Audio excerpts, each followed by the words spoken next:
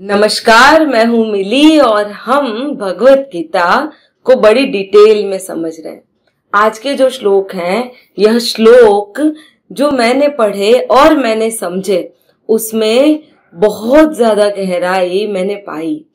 अब मुझे ऐसा लगता है कि शायद ये श्लोक मुझे कुछ साल पहले मिल जाते, तो जितना स्पिरिचुअलिज्म के बारे में मैं अभी इस एज में सोच रही हूँ, उससे शायद पहले सोच पाती। पर इसकी भी कोई बात नहीं, जब भी समझ में आए आप तब से शुरुआत कर सकते हैं। श्लोक नंबर है 30 एंड 31। चलिए एक्सप्लेनेशन देखते हैं। हम पढ़ रहे हैं अध्याय 2 और इसमें क्लियर बताया है कि वर्णों का महत्व क्या है और किस तरह से हम वर्णों को आज तक लेते आए हैं, पर हमें कैसे लेना चाहिए। तो यहाँ पर भगवान अर्जुन को बता रहे हैं। श्लोक 30 है, हे अर्जुन, यह आत्मा सबके शरीरों में सदा ही अवध्य है। इस कारण संपूर्ण प्राणियों के लिए तू शोक करने के योग्य नहीं है। और श्लोक दूसरा भगवान ने बताया है, तथा अपने धर्म को देखकर भी तू भय करने योग्य नहीं है, अर्थात तुझे भय नहीं करना चाहिए, क्योंकि क्षत्रिय के लिए धर्म युक्त युद्ध से बढ़कर दूसरा कोई कल्याणकारी कर्तव्य नहीं है। एक तरफ श्लोक नंबर 30 में भगवान ये कह रहे हैं कि तुम्हें किसी के भी लिए शोक नहीं करना चाहिए, क्योंकि जो भी आत्मा अंदर बसती है उसे न काट सकते हैं न खत्म कर सकते हैं। अब आत्मा के बारे में हमने पहले भी हमारे वीडियो में बातें की हैं, तो आप मेरे वीडियो के प्लेलिस्ट में जाकर उसे देख सकते हैं। चलिए, तो अब एक गहराई में बात हम समझते हैं, जहां पर भगवान ने ये कहा है कि हे अर्जुन, जो भी क्षत्रिय है उसके लिए युद्ध सर्वश्रेष्ठ है। अब हमें ऐसा लगेगा भगवान भी वर्णों के बारे में बात कर रहे हैं। भगवान ने ये तो कह दिया कि देह का नाश होने के साथ साथ आत्मा का नाश नहीं होता, तो फिर भगवान देह जनित वर्णों के बारे में क्यों बात कर रहे हैं। हमें तो यही पता है ना कि जो ब्राह्मण कुल में जन्म लेता है वो ब्राह्मण, जो क्षत्रिय कुल में जन्म लेता है वह क्षत्रिय, जो वैश्य कुल में जन्म लेता है वह वैश्य, और जो शूद्र कुल में जन्म लेता है वह शूद्र। हमने उसे एक हायरार्की के रूप में ले लिया है कि ब्राह्मण सबसे ऊपर आएंगे, फिर क्षत्रिय आएंगे, उसके बाद वैश्य आएंगे और शूद्र तो बड़ी निम्न कोटि के हैं। हमने ऐसे उसे ले लिया है। पहले के समाज में ऐसी कोई हायरार्की नहीं थी। पहले के समाज में ये सारे के सारे वर्ण जो है ना, वह हॉरिजॉन्टल आते थे, सारे के सारे एक समान, हॉरिजॉन्टली उन्हें कंसिडर किया जाता था। अब ऐसा क्यों कि इन्होंने बोला क्षत्रिय है तो युद्ध कर।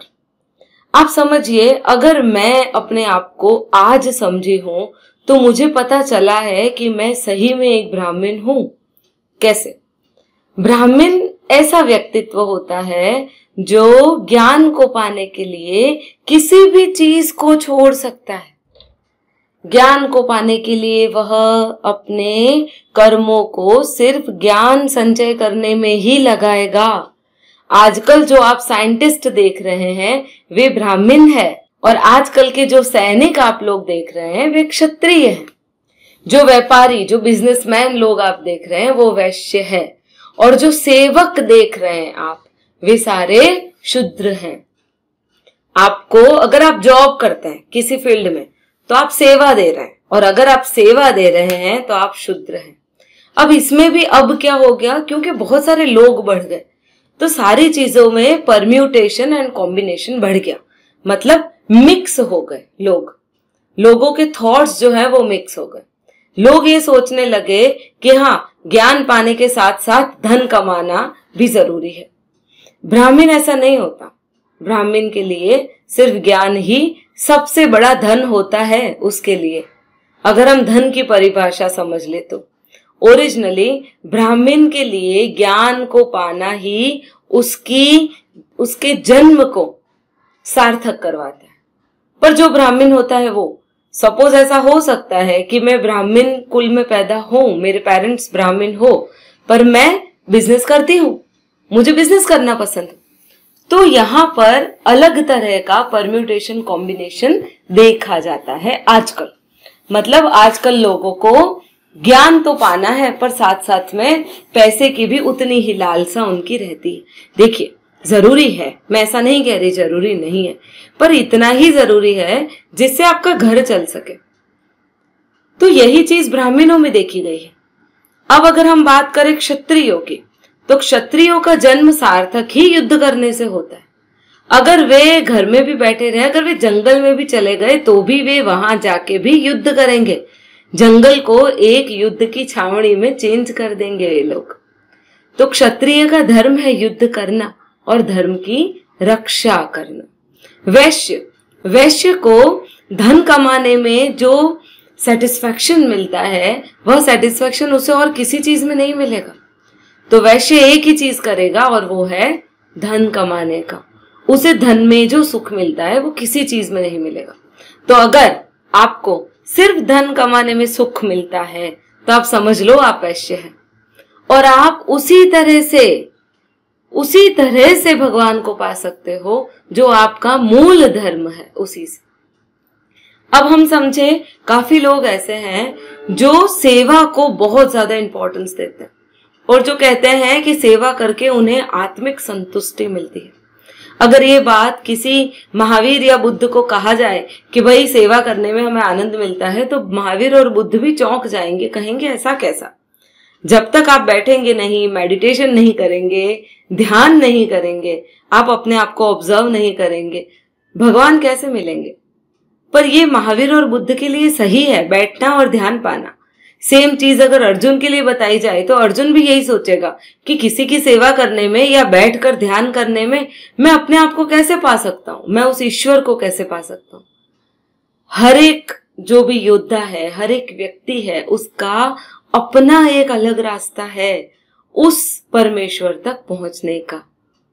अब कोई भी रास्ता गलत तो है नहीं, इसीलिए अर्जुन को भगवान युद्ध के लिए कह रहे हैं। कुछ लोग, कुछ ऐसे सैनिक होते हैं जिनको पदचाप में म्यूजिक सुनाई देता है। मीरा ने नाचकर भगवान को पाया था और महावीर ने एक स्थान पर बैठकर। तो क्या हम ये कहेंगे कि मीरा झूठी थी, मीरा ने नहीं पाया, या महावीर झूठे थे, महावीर ने नहीं पाया? नहीं, दोनों के रास्ते अलग थे, पर दोनों अलग अलग रास्ते से चलकर भी एक ही डेस्टिनेशन पर पहुंचते हैं।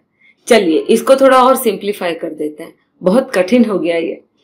आज मैं गुजरात से कहीं पर जाती हूँ, सपोज मुझे दिल्ली जाना है, तो गुजरात के सो एंड सो किसी भी रेलवे स्टेशन को पकड़ती हूँ और दिल्ली पहुंच जाती हूँ। कुछ लोग महाराष्ट्र से जाएंगे तो वे महाराष्ट्र से दिल्ली जाने का ट्रेन पकड़ेंगे। कुछ लोग जम्मू कश्मीर से दिल्ली आएंगे। होगा क्या? डेस्टिनेशन तो एक ही है उनका कि पहुंचना कहाँ है, दिल्ली। पर जो जहां पर है, जो उसका मूल स्वभाव है, मेन प्लेस है जिसका, वो वहीं से निकलकर वहां तक पहुंचेगा। मतलब आप जानिए, आप बैठिए और समझिए कि आप किस में आते हैं, आपका कौन सा वर्ण है, प्योरिटी किस में ज्यादा है, आपको क्या करने में सबसे ज्यादा सुकून मिलता है। तो जब आप उस चीज को जानेंगे तब आप आपके खुद के वर्ण को आइडेंटिफाई कर पाएंगे, और उसके बाद अगर आप उस पे काम करते हैं तो आप उस ईश्वर को पा लेंगे। मैं उस ईश्वर को पाने की इच्छा मेरे और आपके दोनों के लिए रखती हूँ। अगर आपको मेरा वीडियो पसंद आता है तो कृपया इसे लाइक करना ना भूलें एंड सब्सक्राइब माय चैनल। धन्यवाद।